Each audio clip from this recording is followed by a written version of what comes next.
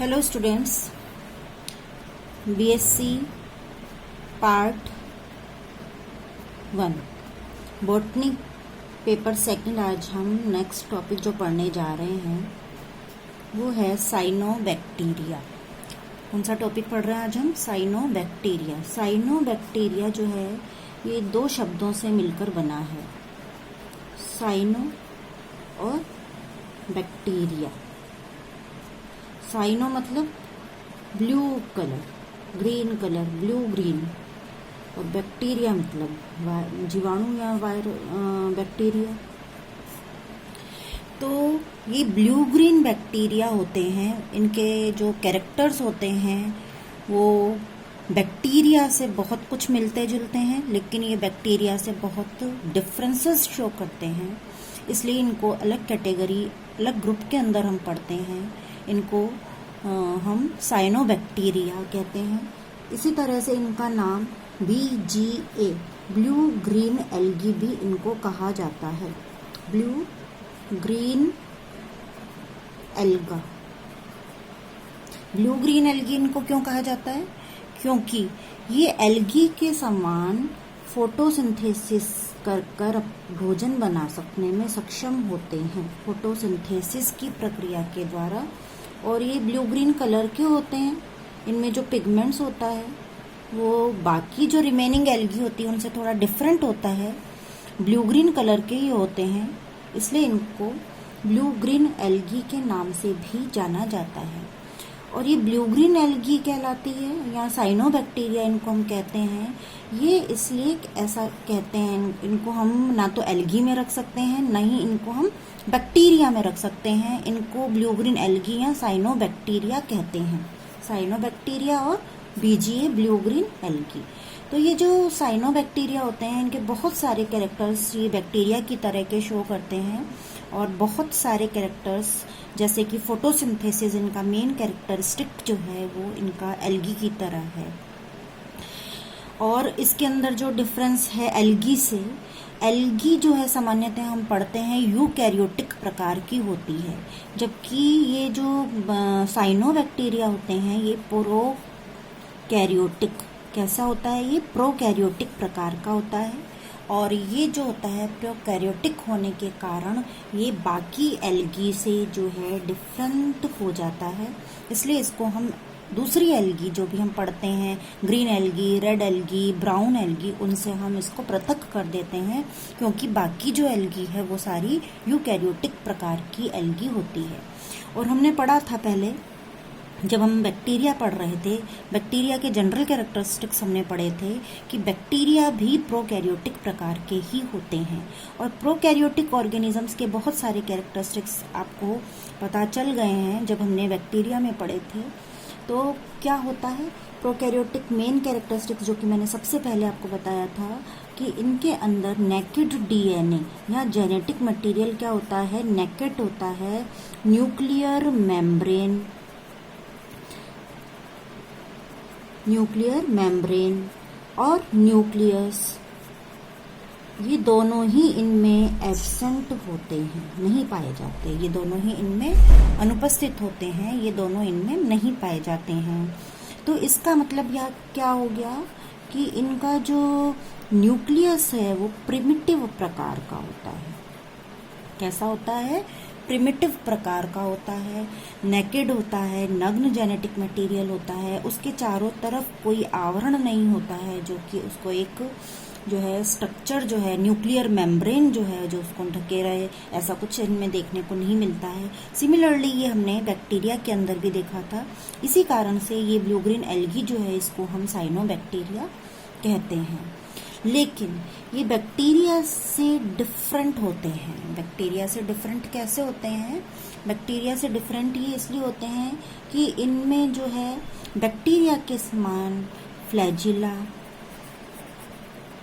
सीलिया इत्यादि अनुपस्थित होते हैं।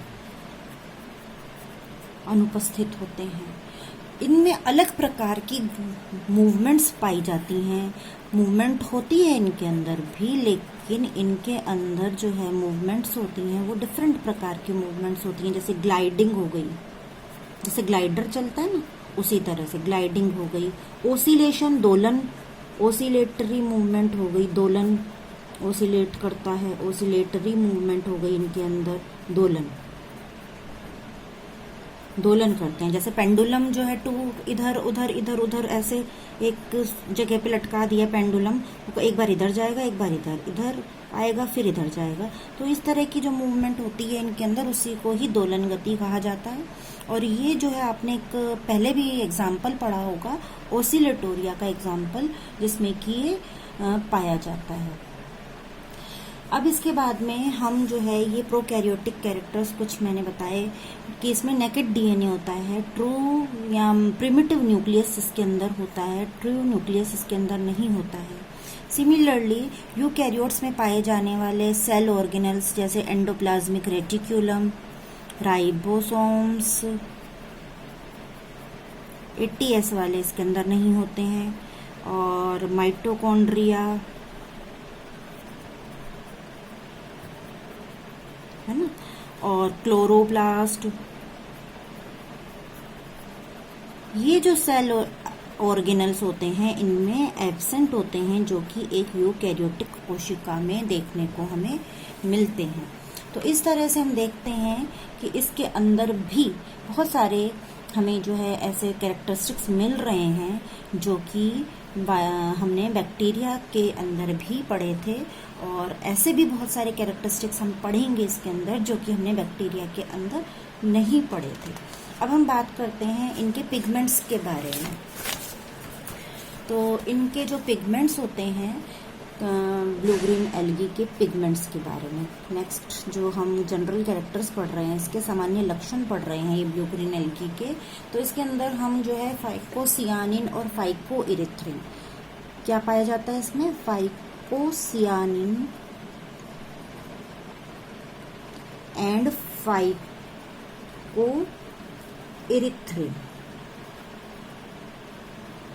ये ब्लू ग्रीन एल्गी के अंदर पिगमेंट्स पाए जाते हैं, जिनके द्वारा ये फोटोसिंथेसिस की प्रक्रिया, मैंने कहा कि ये जो है एल्गी के समान फोटोसिंथेसिस करती है।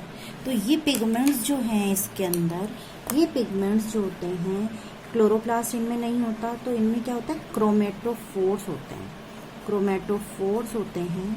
तो ये फाइकोसियानिन और फाइकोइरिथ्रिन पिगमेंट्स जो होते हैं, ये कहाँ पाए जाते हैं, ये पाए जाते हैं क्रोमेटोफोर्स पर। तो इसके अलावा इनमें जेंथोफिल्स भी होते हैं, क्या पाए जाते हैं, जेंथोफिल्स भी पाए जाते हैं इनके अंदर, जेंथोफिल्स। कैरोटीन्स भी होते हैं इनके अंदर, जो कि प्रकाश संश्लेषण की प्रक्रिया में भाग लेते हैं।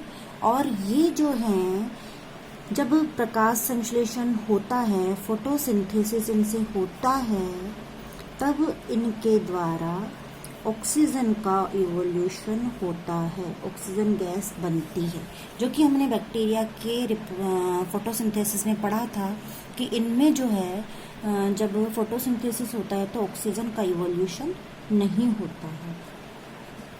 अब ये जो है फोटोसिंथेसिस करते हैं, इसके अंदर कैरोटीन्स होते हैं, कैरोटीनॉइड्स भी लिख लीजिए आप, कैरोटीनॉइड्स भी इसके अंदर होते हैं। और ये जो भोजन इसके अंदर बन रहा है, ये फिर भोजन जो है इसमें रिजर्व हो जाता है, जिसको कि रिजर्व फूड मटेरियल कहा जाता है। क्या कहते हैं इसको, रिजर्व फूड मटेरियल। अलग अलग प्लांट्स के अंदर, अलग अलग एल्गी के अंदर अलग अलग तरह से भोजन जो है वो संग्रहित होता है। इनमें सामान्यतया सियानोफाइसिन ग्रेन्यूल, सियानोफाइसिन ग्रेन्यूल्स के रूप में पाया जाता है भोजन। इसके अलावा इसके अंदर जो है फाइकोसियानिन ग्रेन्यूल्स के अलावा इसके अंदर जो है और भी कई प्रकार के ग्लोब्यूल्स पाए जाते हैं, जो कि इसके अंदर उपस्थित होते हैं, ग्रेन्यूल्स के रूप पाए जाते हैं, जो कि इसके अंदर उपस्थित होते हैं। बहुत सारे ग्रेन्यूल्स भी इसके अंदर होते हैं, जैसे कि पॉलीग्लूकोसाइड ग्रेन्यूल्स, पॉलीग्लूकोसाइड ग्रेन्यूल्स, जिसमें कि क्या रहता है, स्टार्च भरा होता है, सियानोफाइसिन ग्रेन्यूल्स, इनके अंदर प्रोटीन संश्लेषित रहता है, संग्रहित रहता है। इसी तरह से बीटा ग्रेन्यूल्स होते हैं, बीटा ग्रेन्यूल्स इनके अंदर भी जो है लिपिड संग्रहित रहता है। इसी तरह से पॉलीहेड्रल ग्रेन्यूल्स होते हैं, इनमें पॉलीहेड्रल ग्रेन्यूल्स, पॉलीहेड्रल जो ग्रेन्यूल्स होते हैं इनमें फॉस्फोलिपिड्स पाए जाते हैं।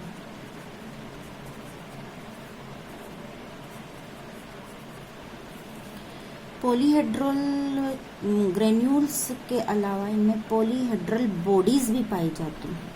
पॉलीहेड्रल बॉडीज, ये पॉलीहेड्रल बॉडीज जो होती है इनमें कार्बोक्सीजोम्स पाए जाते हैं, एंजाइम होते हैं इनमें कार्बोक्सीजोम्स।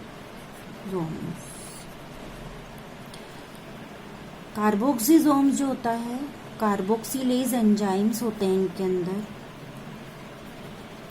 Carboxylase enzyme.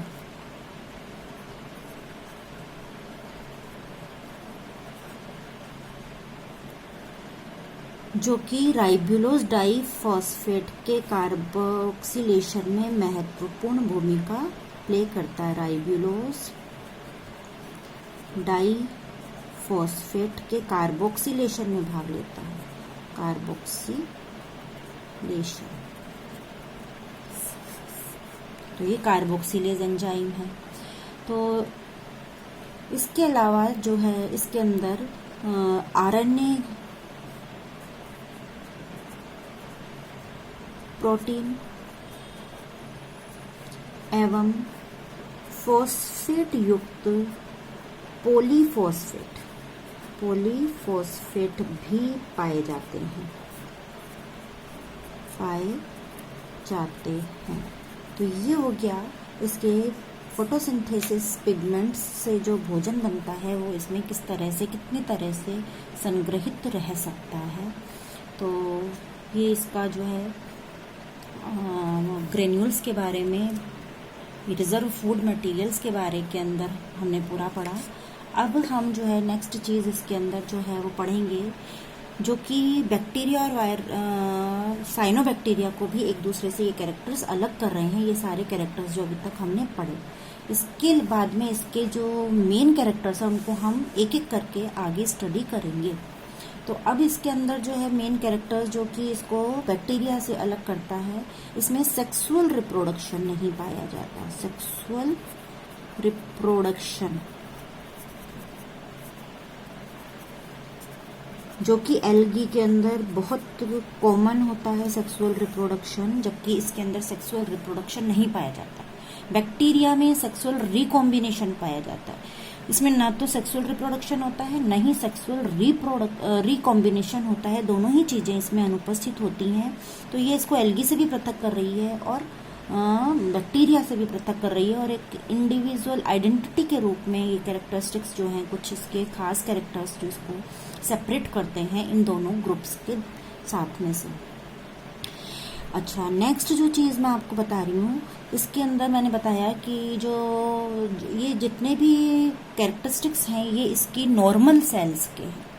In normal sales के अलावा जो कि मैक्सिमम संख्या में होती हैं, इनके अंदर कुछ अलग कोशिकाएं और पाई जाती हैं। हेटेरो मीन्स डिफरेंट, पहले भी मैंने बताया था आपको, और सिस्ट मतलब कोशिका। डिफरेंट प्रकार की कोशिकाएं जो होती हैं ये सामान्य कोशिकाओं से अलग होती हैं, जो कि केवल ब्लू ग्रीन एल्गी में ही पाया जाता है, और किसी भी ऑर्गेनिज्म में ये हेटेरोसिस्ट नहीं पाई जाती है। और ये हेटेरोसिस्ट जो होती है ये नाइट्रोजन फिक्सेशन में मदद करती है। इनके सेल्स के अंदर कुछ विशेष प्रकार के एंजाइम्स पाए जाते हैं, जो कि जिसके कारण इनके अंदर नाइट्रोजन फिक्सिंग विशेष प्रकार के एंजाइम्स होते हैं, और इसकी संरचना भी सामान्य कोशिकाओं से थोड़ी डिफरेंट होती है। जब हम सेल का स्ट्रक्चर पढ़ेंगे तब मैं आपको हेटेरोसिस्ट और नॉर्मल सेल दोनों का स्ट्रक्चर पढ़ाकर इनमें डिफरेंस भी बताने की कोशिश करूंगी आगे।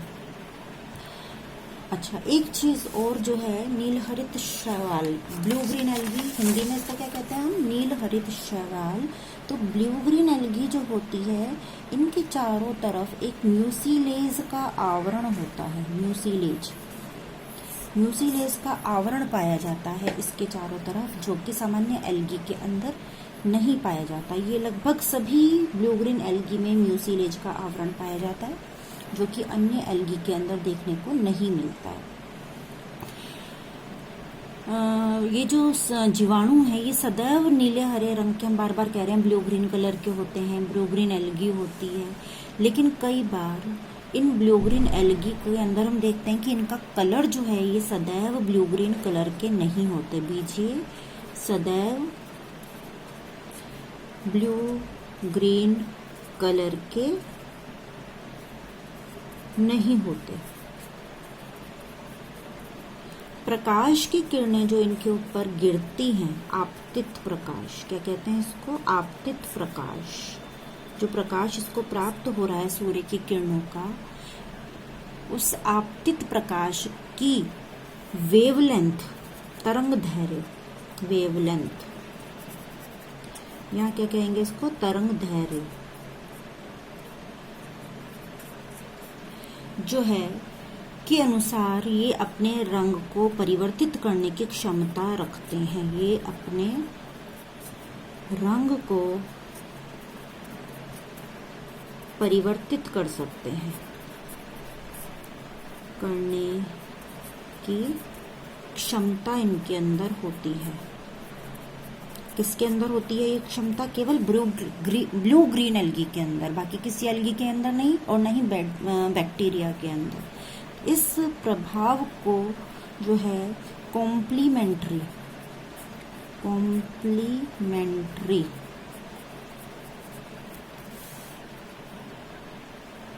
क्रोमेटिक